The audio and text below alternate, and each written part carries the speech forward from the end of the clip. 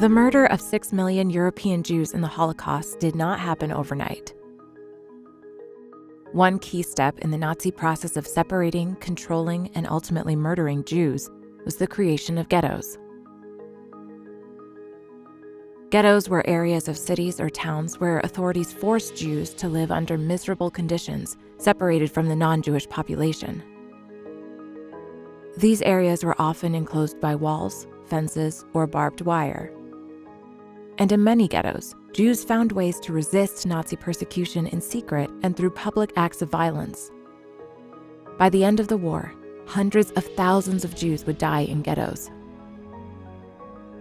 Nazis established the first ghetto in German-occupied Poland in October 1939. The Germans and their allies would ultimately force Jews into more than 1,000 ghettos, most in occupied Eastern Europe. Rather than operate the ghettos themselves, the Nazis created Jewish councils to carry out their orders. In many ghettos, Jewish councils did their best to provide a variety of social, economic, and cultural services under brutal and difficult conditions. Jewish council leaders faced impossible moral dilemmas, including whether to provide lists of Jews for deportation. Jewish councils remain a controversial subject.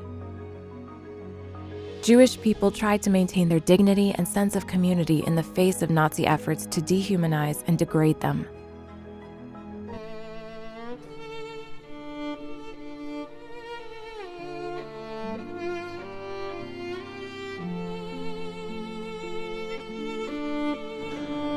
In September of 1939, the Wehrmacht invaded Zhemro and stayed. In August 1941, the Zhemro ghetto was established.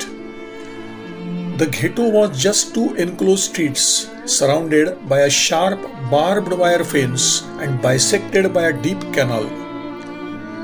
There were some 2,000 Jews in the ghetto, but in time the Nazis sent an additional 15,000 who had been deported from the surrounding towns of Wysoki, Mazowiecki, Lomza, Jablonka, Saiziu, Zarnibor and others. They were forced to perform hard labor, paving roads, mining rocks, fixing sewers and the water supply network, loading and unloading at the Zarnibor train station, building bridges, fixing and building new buildings in the big barracks that remained from the Russian regime.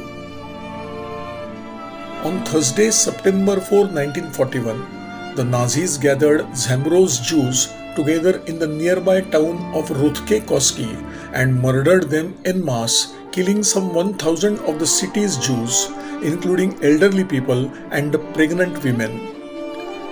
On November 2, 1942, the Nazis liquidated the Zhemro ghetto.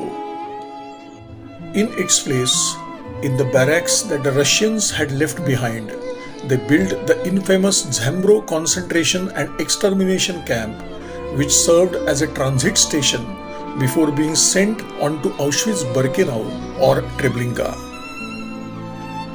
At its beginning, 17,500 Jews were imprisoned in Zhemro. Most of them were from Wysoki, Mazowiecki and the nearby towns. There, the Nazis separated children from their parents. The cries were so loud that even the Nazis could not stand it and put the parents and children back together. When Jews arrived at the camp, they did a special ceremony. Inside a large hall, a cellar was dug out. The Nazis turned out the light in the hall and pushed all of the Jews into the dark pit. Dozens died right then and there. For the most part, the Jews were not taken out to work, so it was left to the Nazis to keep them busy with endless abuse. One of their torture methods was to make the prisoners walk naked past a line of Germans who hit them with sticks and the other implements. Another method was called treks. These were daily walks in any weather.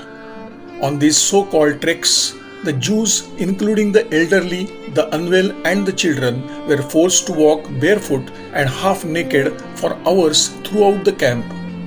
Twice a day, the prisoners were made to stand barefoot in the camp's yard in the fierce cold while the Nazis hit them with canes.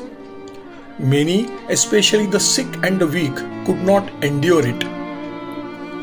There was no limit to the Nazis' sadism and abuse. They threw hundreds of Jews into the pits that they had been forced to dig themselves and set them on fire. While 2 pits were burning, a third was used to hold the hot ash. Finally, the Nazis put the ashes of the dead in the wheelbarrows and threw them into the big Vistula River. On the 10th of January 1943, the Nazis began to liquidate the Zhambro camp and the Jews were sent to Auschwitz.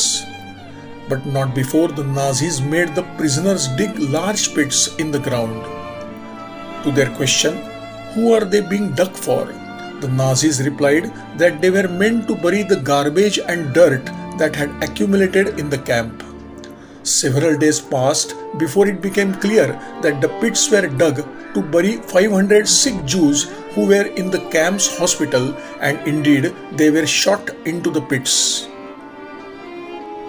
The Nazis also put the elderly and the children in the hospital block, where Nazis Bloch and Chandler, along with a Nazi doctor, poisoned the patients with medicine, a spoonful of poison that killed them instantly. At the same time, the Nazis carried out actions in the hospital, where 800 other hospitalized Jews whose medical conditions were deteriorating were eliminated. On the morning of January 18, 1943, farmers' wagons were brought, people were loaded on and taken to the nearby train station of Siziu. The Jews that remained behind were gathered by the Nazis into the camp yard. That same dark, freezing night, the Nazis loaded those unable to walk onto the wagons. Exhausted, half-naked, wrapped in rags, they were thrown like logs onto the wagons that had been confiscated from the local peasants. Some 150 people who were too weak to keep walking the Nazis' death march froze to death. On January 18, 1943, the Zhambro camp was liberated by the Red Army. The camp had operated for just 45 days but had seen unimaginable tortures and killings. Hundreds of its inmates died in agony, and those who survived were sent to Auschwitz or Treblinka, where almost everyone was murdered. Only 5 prisoners managed to escape their brother's fate and save their lives.